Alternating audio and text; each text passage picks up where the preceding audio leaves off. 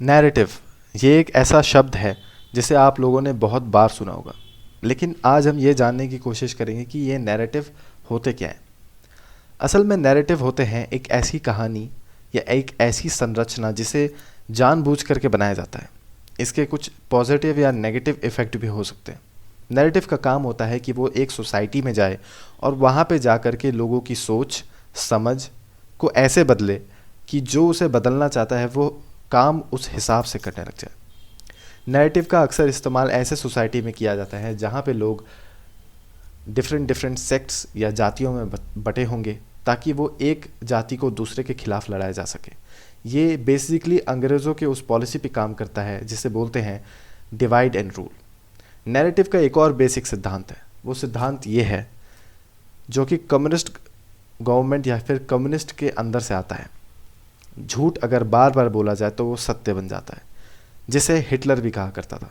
इसके अलावा अगर आपने जेम्स बॉन्ड मूवी को देखा हो तो उसने ये बोला था कि पहली बार बात को बताया जाता है, दूसरी बार बात को समझाया जाता है, और तीसरी बार अगर तब भी उस बात को बोला जाए तो वो बात एक कहावत बन जाती है, एक नैरेटिव बन जाती है। इसीलिए हमें नैरेटिव को समझना और नैरेटिव को भांपना बहुत ही ज़्यादा ज़रूरी हो जाता है। भारत जैसे सोसाइटी में जहाँ पे हम बड़े ही नॉर्मली रहते हैं और चीज़ों को समझने की कोशिश तक नहीं करते कि ये हमारे दिमाग में क्या इसका सही इम्पैक्ट डालने की कोशिश की जाती जा रही है या गलत। जैसे कि अगर आपने कभी नोटिस किया हो तो भारत के जो पहले मूवीज़ होते थे जैसे शोले, शोले में आपने नोटिस किया होगा कि गब्बर एक हिंदू जिसका रोल एक मुसलमान निभा रहा है, लेकिन वो एक हिंदू है और वो एक ईवल आदमी है। वहीं पर अगर आप देखें तो उस गांव में एक दबा कुचला एक मुसलमान होता है जो कि एक बहुत ही अच्छा इंसान होता है। और अजीब बात तो यह है कि जिस गांव में कभी कोई बिजली नहीं आती उस गांव में लाउड स्पीकर पे अजान दिए जा रहे होते हैं।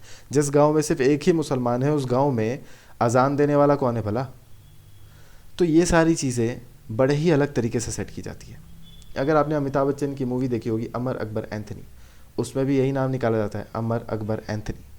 ये हिंदुओं के बीच में एक नैरेटिव सेट करने की कोशिश की जाती है कि हिंदुओं को तो मानना है कि सारे धर्म और जाति एक है, लेकिन वहीं पे मुसलमान क्या बोलते हैं, अल्लाह अकबर, मतलब अल्लाह ही एक भगवान है, अल्लाह से बड़ा कोई नहीं है। इसके अलावा क्रिश्चियनिटी ये बोलती है कि जीसस ही एक भगवान है, उनके अलावा कोई नहीं है।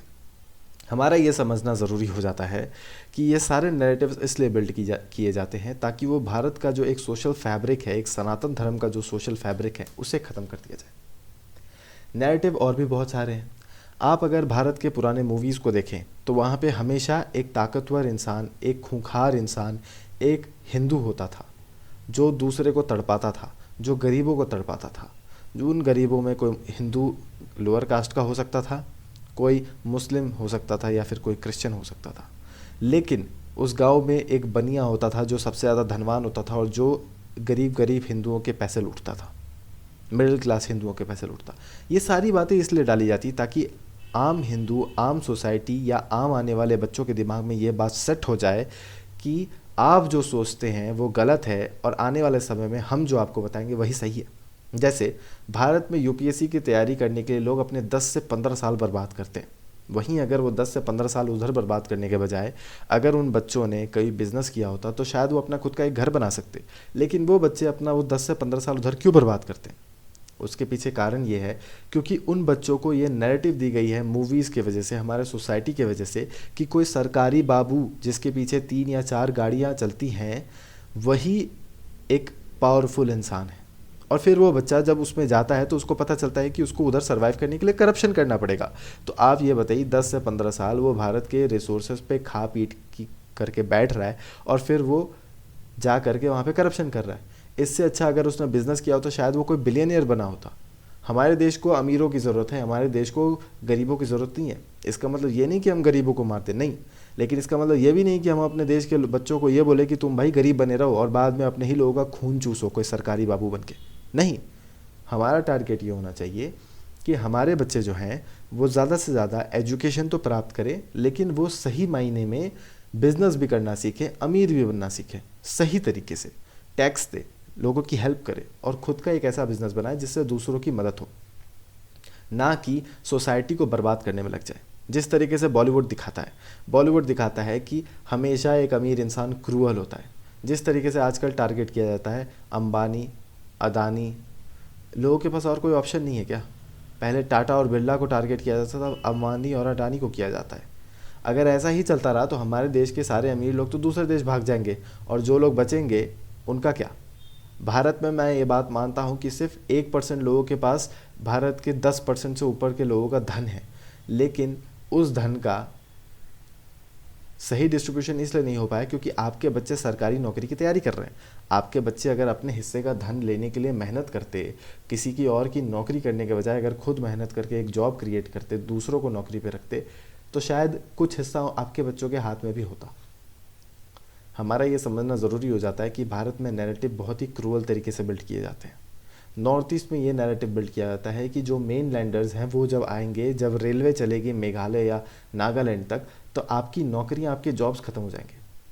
लेकिन हमारा समझना ये ज़रूरी है कि हम अगर उधर जाएंगे, रेलवे अगर उधर जाएगी या कोई भी बिज़नेस जाएगा, तो वहाँ पे जॉब अपॉर्चुनिटीज़ भी क्रिएट होंगे, वहाँ की सोसाइटी का डेवलपमेंट होगा।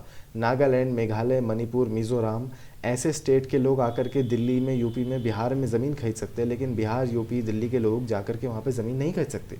क्या ये सोशल इनजस्टिस नहीं है? क्या ये भारत के आर्टिकल्स जो हमें हर किसी को ये न्याय प्रोवाइड करता है कि हम जाकर के भारत के किसी भी कोने में बस सकते हैं, उसका वायलेशन नहीं है? किस हद तक हमारा संविधान सही है और किस हद तक बात सही की जा रही है? ये हम सारे लोगों को उल्लू बनाने का एक तरीका है। वो तो भला हो मोदी जी, योगी जी, हेमंत बिश्वा शर्मा जैसे नेताओं का जो सही समय पे आ गए और लोगों का दिमाग खुलना शुरू हो गया। ऐसे पॉलिटिकल लोग जैसे के अन्नामलाई, उसके अलावा बहुत सारे ऐसे एजुकेटेड लोग जो आ करके जिन्होंने ये चीज़ों को सही रूप से लोगों के सामने रखना शुरू किया इंटरनेट के माध्यम से, कि आज लोग ये बोल रहे हैं कि भाई तुम गलत हो और मुझे गलत चीज़ बताओगे तो अच्छी बात नहीं होगी। कुल जमा मेरे बात कहने का ये है कि नैरेटिव्स बिल्ड किए जाते हैं, सरकारें भी नैरेटिव्स बिल्ड करती हैं, इस बात को याद रखिएगा। जैसे कि राम मंदिर का मुद्दा भी एक नैरेटिव था, लेकिन वो एक पॉजिटिव नैरेटिव था, उसमें कुछ भी गलत नहीं था।